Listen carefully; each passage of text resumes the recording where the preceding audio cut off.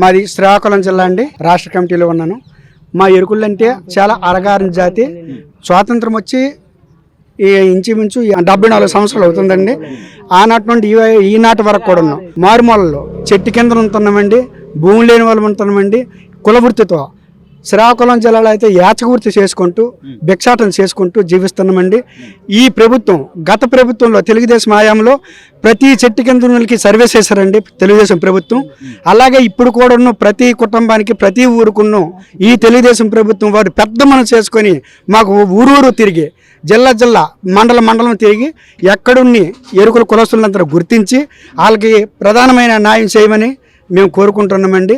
ఈ తెలుగుదేశం ప్రభుత్వం వచ్చిందంటే అనేక కులాలకి న్యాయం జరిగిందని గతంలో కూడా ఉంది. ఇప్పుడు కూడా ఈ ప్రభుత్వం మీద నమ్మకంతో తెలుగుదేశం మీద ఆధారపడి మేమేమో నమ్మకంతో వచ్చామండి. మునిపిట్లాగే మాకేమో ప్రత్యేకంగా కార్పొరేట్ చేయమని అందరూ ఉద్దేశం సార్. మైదాన ప్రాంతం గిరిజనులు అనేసరికి ఎటువంటి నిధులు కూడా మాకు రావడం లేదు.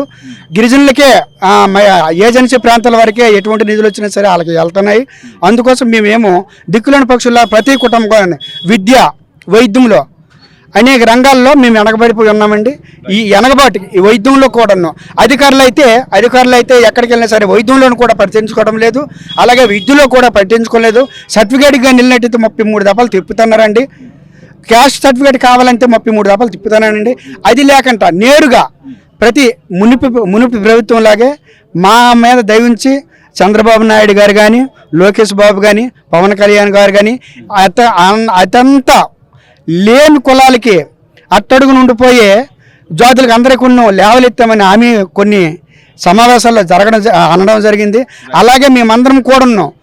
ఆ ప్రభుత్వం మీద ఆశపడి మేమేమో ఇక్కడి వరకు రావడం జరిగిందండి. ప్రభుత్వం వారు ఈ టీడీపీ ప్రభుత్వం వారు మాకు ప్రత్యేకంగా సమస్యలు పరిష్కరించాలని, అలాగే ప్రతి ఊరికి సర్వే చేస్తే మా యొక్క లోపాలన్నీ తెలుస్తాయండి.